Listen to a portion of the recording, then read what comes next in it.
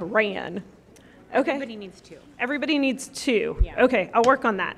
Okay. Anyway, Teresa is presenting on goal setting.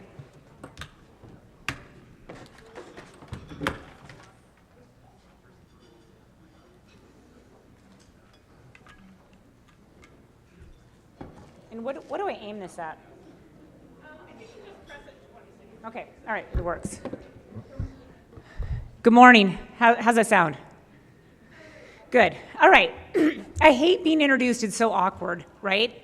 And I tried to hustle up here as fast as I could, but she beat me to it. But anyway, excuse me. My name is Teresa. I'm a dietitian. I work here. Sufficient, right? Okay. Well, I have spent, like probably a lot of you, a lot of my adult life thinking about goal setting. I have helped patients set goals. I've supported patients to set goals. I set goals for myself every day with mixed success. I am not a goal expert achiever, but I try to increase the likelihood, and I do that in a lot of ways. I read a lot of research on goal setting. I read books. I talk to Mira a lot about goal setting. Mira, can you concur with that? We talk a lot about goal setting. Yeah, so here we are today, and I am talking about the art and science of goal setting. Okay, you should have 2 plates in front of you. And Judy, will you hand me a plate and a marker really quick? I had mine, but I set them down somewhere. So someone might have my goal, but I want everyone to have 2 plates, and you'll also need a pen. If you need a pen, I brought some extra. They're in a tub back there. So on your plate, I want you to think about a goal, like an overarching goal, something you think you should do or could do or might do, something you talk to your friends about, something like exercise more. You know, I really need to exercise more. Write a goal like that. Write it on both plates, the same goal on both plates. You can put one in front of you and push the other one away so you're not tempted to write on the other one. One you're going to write on, one you're going to push away. Same goal, 2 plates.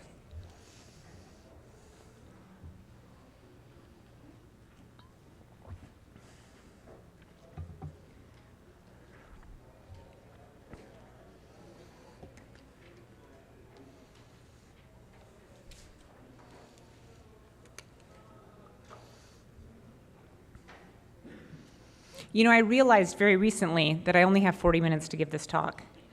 And I was very mad at Anne, the conference organizer, and then she reminded me it was my idea to do 40 minutes for the 40th anniversary. And I thought, what a bad idea. I wish she would not have listened to me. But she did, so we're going to keep it moving along. So I hope everyone's got a goal set. Okay. All right, before we can talk about goals specifically, we need to talk behavior change, because behavior change is the holy grail of healthcare, right? It's what we're all working for. And just so we're on the same page, it means it's some kind of habit or pattern of behavior that I'm looking to change. I might adopt a new behavior, change an existing one, eliminate something. And it's really because I have some desire to be better in some way, either socially, mentally, emotionally, physically, spiritually. I'm trying to be a better version, have a better day, have better health, have something go better. And there are 2 key elements for successful behavior change. Now pay attention, because we're going to circle back to this. So the first one, desire to change. Go ahead and reflect back on your family, maybe past relationships, hopefully not current relationships. You ever want someone to change so bad, but do they change if they don't want to? They do not change if they don't want to. And if this is your first life lesson in that, I'm sorry to tell you that. People don't change unless they want to. So the first piece, you got to want to change. The second piece, people need to have the confidence to believe they can change. So I either think I've got the skills, or I know I can get them. I've got the resources, or I know where to find them. I am confident in my ability to do something different. 2 key elements. Okay, well, where does goal setting fit into that? So goal setting are the most effective, well-researched strategies we have for making behavior change stick. There are lots of ways they do this. They add, and we'll go into these in more detail, but they give us clear targets, they focus our efforts, they give us a metric for finding when we have success or not. When we achieve small goals, it builds confidence to build larger goals. Without goals, behavior change often loses direction. And with goals, people have a roadmap for success. Okay, so that's why we're talking about goal setting, to ultimately change behavior. Go ahead and raise your hand if you've ever set a New Year's Eve goal. Okay, all right. Not that many people, I'm kind of surprised. All right, maybe 50%. Raise your hand if you never set New Year's Eve goals. Okay, all right, we have a fair number of people who never set them. Okay, raise your hand if you secretly set New Year's Eve goals, but you don't tell anyone because you know you're probably not going to do it anyway and you don't want the accountability. Oh, that's totally me. Yeah, okay, there's some people. All right, thank you, Angela. We've got some people around here. Yes, because I love goals. I already told you that. I love setting goals. Whether or not I succeeded them, I can't help myself. I'm giving a talk on it. Yeah, okay. So in a study of about 200 people, not a lot of people, but it's a New Year's Eve goal study. So they followed 200 people who set New Year's Eve goals, and 92% of them never achieved it. An 8% success rate. Honestly, I find that kind of generous, as I have a 100% failure rate. So how do we improve that? How do we make goal setting better? We set clear goals. Now, I already asked you to raise your hand, so give me jazz hands if you've heard of SMART goals. Okay, almost everyone. I'm not going to go crazy talking about this because so many people know about SMART goals, but I can't not talk at all because it's probably the most well-researched strategy we have for increasing the likelihood of making a goal happen. So very quickly, SMART is an acronym. S stands for specific. We want to take our goal and remove all ambiguity, make it the what, where, when, how, as specific as we can. We're going to add some metric for measurement so we know when we're successful or not. We are going to, A, make it achievable, something realistic for me or for you. Relevant, does it fall into our big picture life goals? Is it in line with our values? And finally, make it time-bound. So add some kind of deadline to it. Give it some urgency. When are we going to do this? So I want you to take your one plate, the one you're writing on, exercise more, and we're going to start to increase our likelihood of this happening. So I'm going to make my goal SMART. And just to give you an example, here's what it looks like. Smarter. So go ahead and in a couple sentences, 2 or 3 sentences, make your goal SMART on your plate. Go ahead and write it.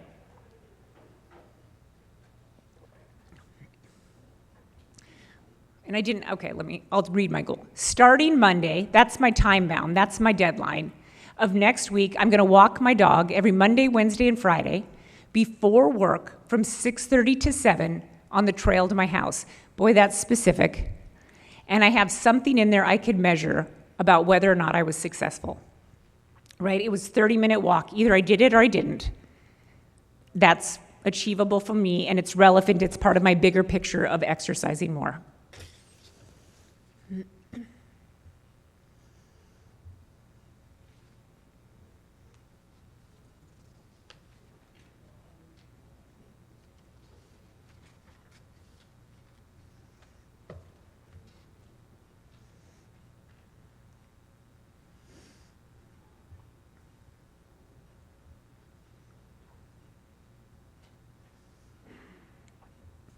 How we doing?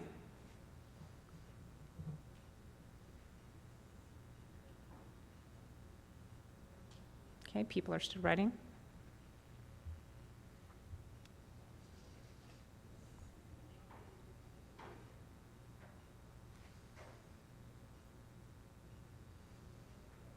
Okay, so why did we write it down? Well, we were taking advantage of a phenomenon and a process. The first phenomenon is called the generation effect. So when I come up with an image in my head, when I have to think it through myself, come up with that image in my head, it strengthens that image, it makes it more pressing for me, it helps me to remember it. And then when I write that image down, I strengthen it even more. It's called the generation effects. I generate the idea, and then I generate it again when I write it down. Just by doing that, I increase the likelihood of doing that goal by about 1.5. I make it 1.5 times more likely that I'm going to achieve my goal by generating it and writing it down. We also have the encoding process. So if you think about all the information you take in all day long, my dumb version of this is I take information in, it hits my hippocampus, there's a fork in the road. It either goes into the place where I remember things or right out my ear hole, right? I got one of those choices. And you think about the stuff that goes into your brain, don't you wonder, like, why? Why am I remembering that information? But like my online banking password, cannot remember that. But so many facts from like the first grade are ingrained in my brain. That's encoding. So one of the ways we can encode, when we write it down, we enact that encoding process that helps to put things in our longer term memory. So if you think about a conference, you might be like this one, or lectures from college or grade school. When we want to remember something, we what? Take notes. Jody just mouthed to me, correct, we take notes and activate that encoding process. So it hits our hippocampus and takes a left turn into memory. In fact, we're 42% more likely to achieve our goals just by writing them down. In a study of about 300 people, they looked at writing the goals down, and they found if people shared their written goals with a supportive friend, actually that was key. If the person was negative and not supportive, it actually had a negative effect. But if they shared their written goal with a supportive person, it even further likely increased the chance of them achieving their goal. So go ahead, at your table, check the vibe. If someone seems supportive, share your goal. We're going to increase our likelihood of this happening. Go ahead. Share your goal.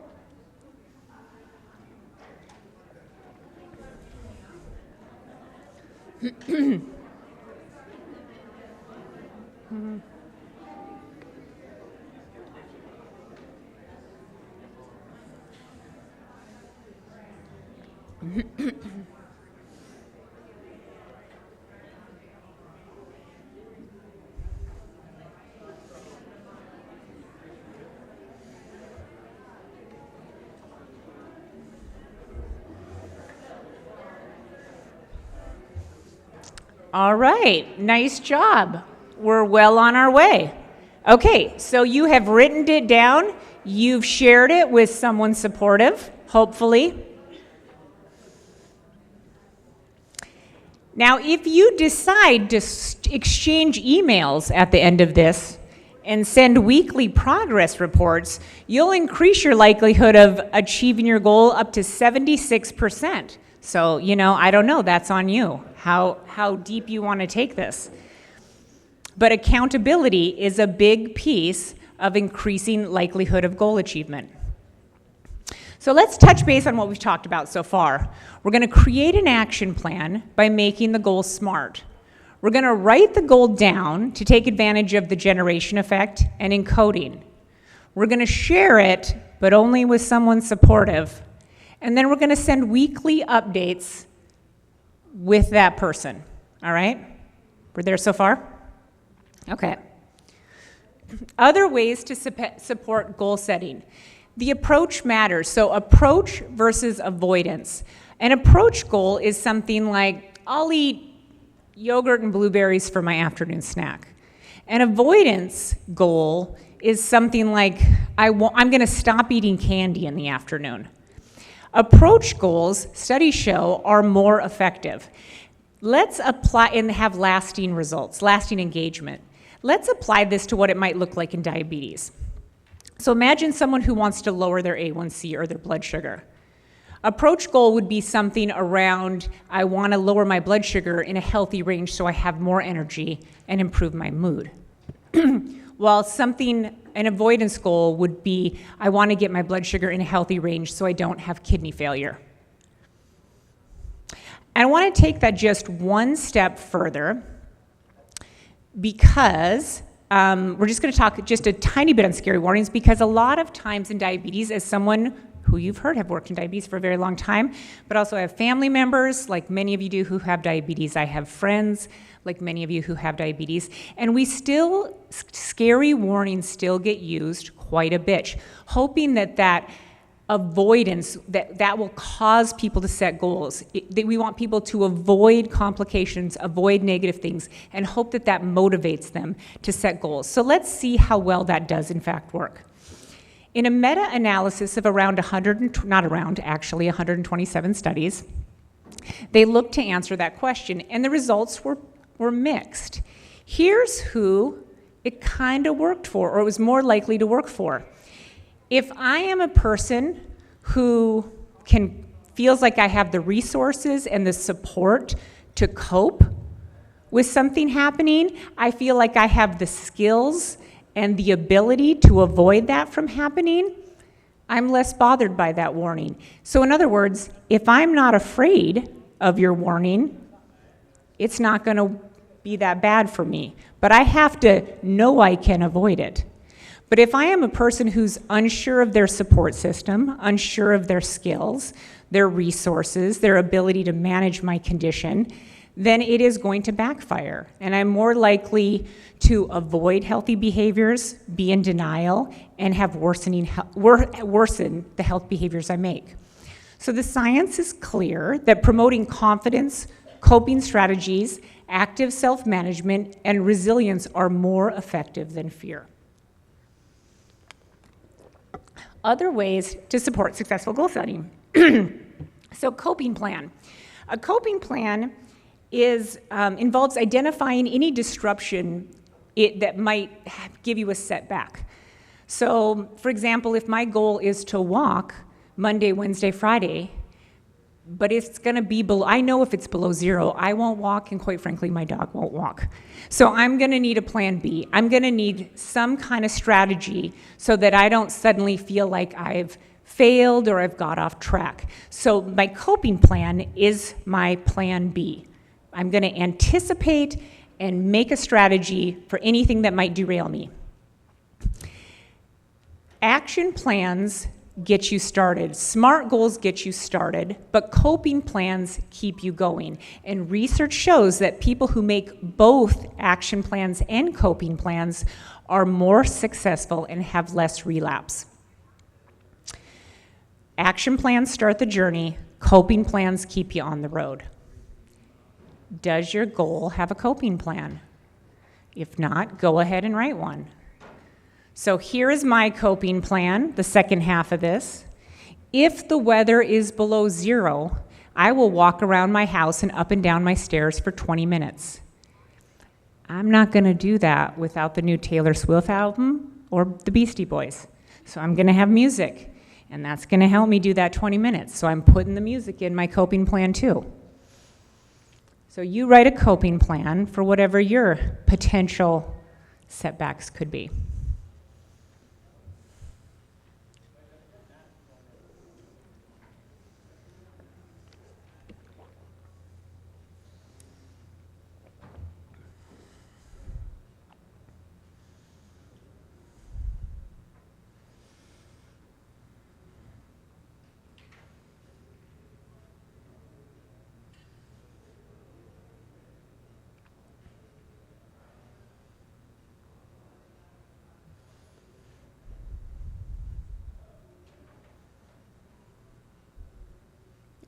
Okay, we've got 3 different types of goals we're going to talk about. The first is the outcome goal. It's end-focused, it's aspirational, it's still specific and measurable, but it's something like run a 5K. If I'm currently sedentary, my first step isn't going to be to jump up and run 5 kilometers, right? So that might be my outcome, my end goal, but it's not the same as the process goal, which is the actionable step I can take now towards my outcome goal. It focuses on the journey instead of the final result. It's the how it's going to happen. And it might start with something like buying a pair of running shoes. Like, I might not have the shoes I need, so that might be my first goal, is to get something I can run in. And the last goal we have is a performance goal. Not all goals have performance goals, but a lot of times in healthcare they do. And a performance goal is aimed at improving outcomes, like decrease my A1C by 1%, get my blood pressure under 130/80, increase my daily step count, something like that. So the best goals combine more than one type of goal. I was showing off, so I did all three, but you don't have to do all three. You can just do two, outcome and process. But go ahead, if you don't have them, add one of the missing ones to your plate. So my outcome was to exercise 150 minutes a week. But if I'm currently sedentary, I'm not going to start there. I'm going to exercise 150 minutes a week because I want to improve my energy and my all-over health, which, just FYI, is very approachy, not very avoidy, very approachy. So keep it positive if you choose. But go ahead, add whatever goal is missing. You can add a performance if it fits, or not if it doesn't fit with your goal.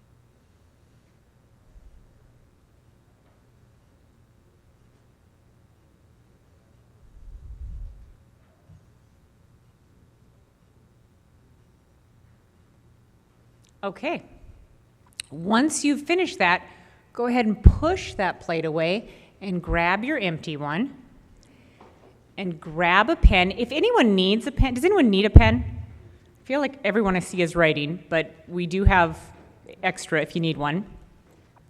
And then join me. Mira, do you have a mic? Oh, good. Join me up front. How about we fit over here? This is a fun place, right here, right in front of the screen here. That's right. Everybody come up. With your plate and there. Okay.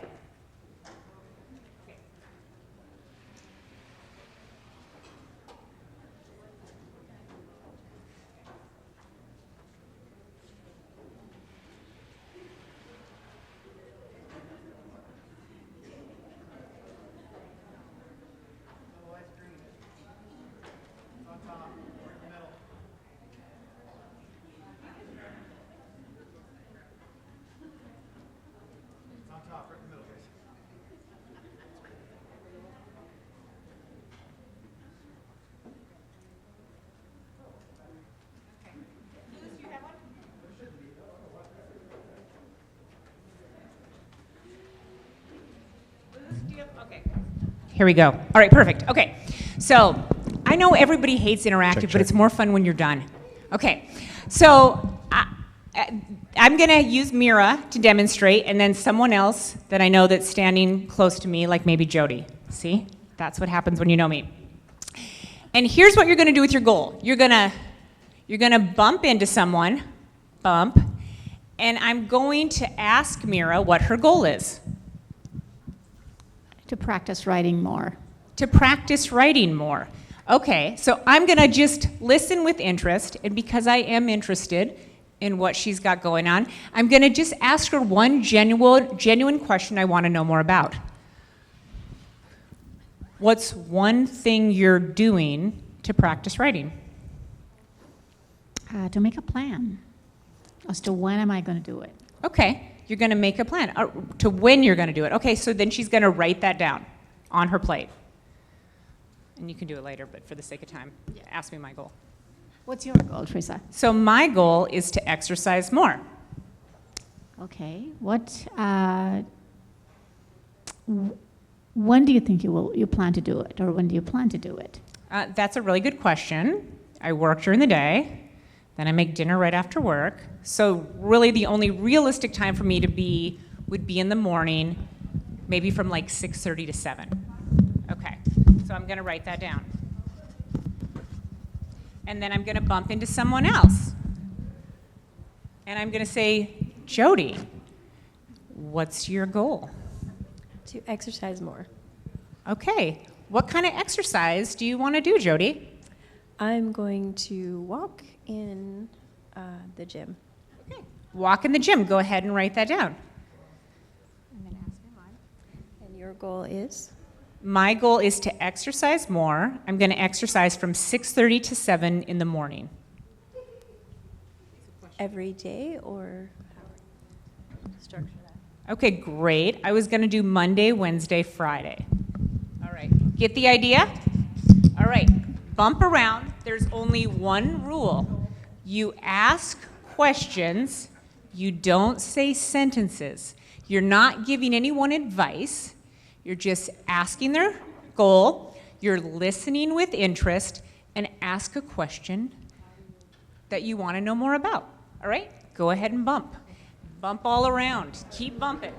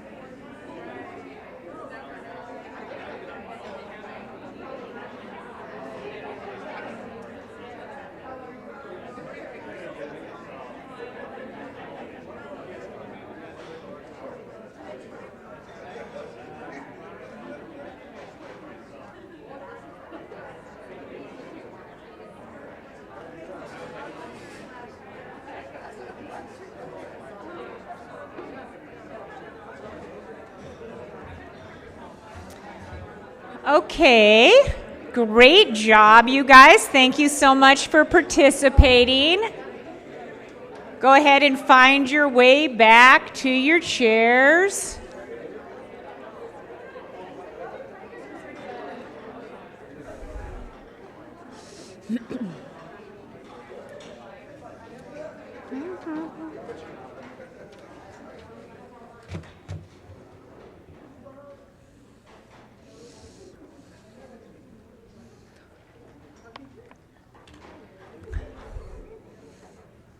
Awesome job, you guys.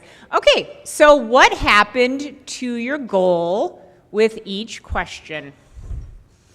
We might need microphones or just yell. I'm so sorry, I could not hear that. Was that you, Kim?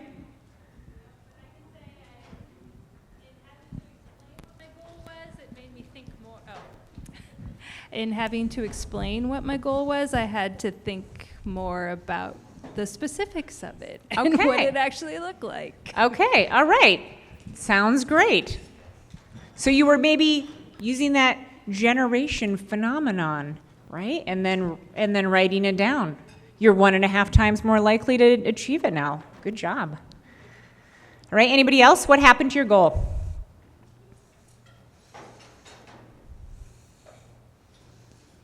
Right up here, Mira? I'm on it. Or I'm on Judy? it. The time frame became more realistic with the holidays coming up. Okay, so you're thinking about things like holidays, timing, how that's going to happen. Exactly. All right. Okay, so here's kind of some of the things that likely happened. Your goal became more and more smart, hopefully, right? With each question that you were asked, it became more specific, hopefully, more measurable, achievable, relevant, time sensitive. I know some people had some deadlines, days they were going to get started. There was likely outcome goals, or some people had outcome goals that we turned into process goals, right? Broke those big goals down. Coping plans were added. I was involved in some of those. I definitely heard some coping plans happening. The more that you had to think about what you wanted, how you would do it, increased your intrinsic motivation, or likely did. So intrinsic are those internal things that motivate you to act. Like I might do something because I want to or I enjoy it, versus extrinsic, when someone tells us something, that's fear of punishment, or maybe for reward. So if you think about, I don't know if Marcia was in here, but we were just talking earlier about our olden days when we had a job, we shared a job and we were paid so poorly, so bad, but boy was it fun. We loved our job, we loved what we did, we loved the people we worked with. And I want you to think about a time like maybe you had a job like that, compared to a time where you might have had a job where you were paid really well, but you just hated it.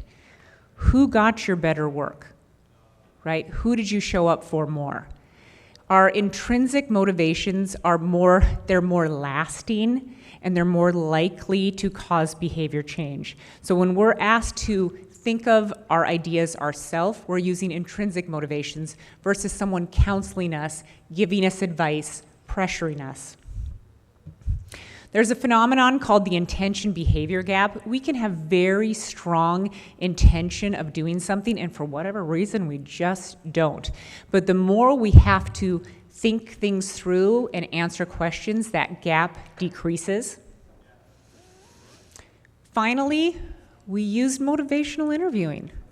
You know, without the acronyms and the theories and all the hoop-de-hoo, really at its essence, motivational interviewing is listening really well with empathy, not using pressure or advice giving to help people discover their own motivation for doing something, for wanting something. And also thinking about the skills and resources they have or that they can tap into to make that happen. Does that sound familiar? I think it does. We tap into people's desire to change and the confidence to believe they can because they're telling us what they can do. The last thing I'm going to talk about is monitoring goal process. So in 138 studies of almost 20,000 people, they looked at the effectiveness of monitoring goals. And here's the summary of that. People who were encouraged to track their progress did it much more often. Those same people were also more likely to reach their goals. So if we encourage people to track the goals that they talk to us about, they're more likely to do it, and the more they do it, the more likely they are to reach their goals. The more they track, the more their likelihood of succeeding increases. Tracking worked especially well if someone wrote it down and shared it with others. So the takeaway, keeping track of progress is a powerful way to stick with goals, especially when you combine it with other tools. So I want you to think about that last activity that we did. First, we had a plate, and we learned about all these elements of goal setting, and we just did our homework and wrote everything down. But that isn't how it works in clinic, right? When we're talking to folks and helping to support them to meet their priorities that they're interested in meeting. So how can we effectively do that? Ideally, and maybe if we had more time, your plates should have started to look more and more the same, right? You can get to the same place. You could write all of that information down, or someone could ask you those questions, and you're going to come up with the same answers.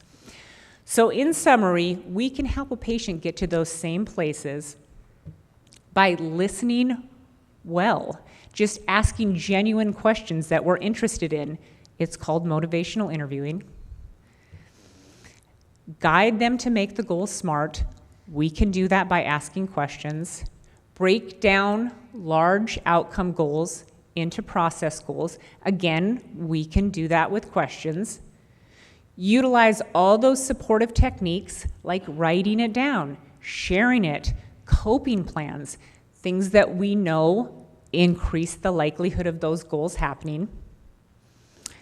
And then encouraging people to monitor and track their goal, but also we're going to chart that goal, right? And we're going to check in weekly. We're going to keep following with people, and that's also going to increase the accountability, which increases the likelihood of that goal happening. This is all the things that I took out of my talk because Anne only let me talk for 40 minutes. But if you are interested in goal setting, these are all I think they're so interesting and so fascinating, and they're all so important as well. So further topics to study, maybe we'll make Mira talk on it next year. Any of these, put it in your comments. That's it. Thank you very much. Thanks for your participation. I appreciate it.